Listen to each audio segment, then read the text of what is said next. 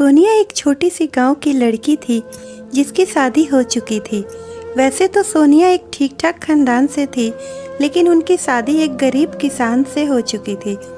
उसके पति का नाम रामू था, जो कि एक गरीब इंसान थे और उनके पास अपनी एक ज़मीन तक नहीं थी। ऐसे में दोनों का जीवन बड़े ही कष्ट में गुजरता था। एक दिन सोनिया को अपने मायका जाना पड़ा और वो अपने पति से इजाज़त लेकर चली गई।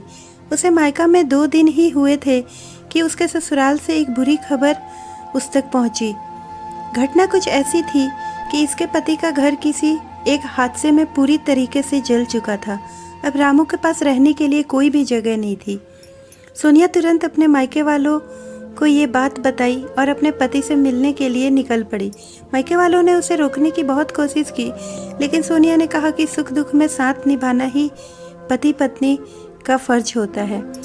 इतने सुनकर मायके वालों का रोना आ गया और उन्होंने सोनिया को आशीर्वाद दिया और अपने पति का साथ कभी ना छोड़ने का उपदेश भी दिया।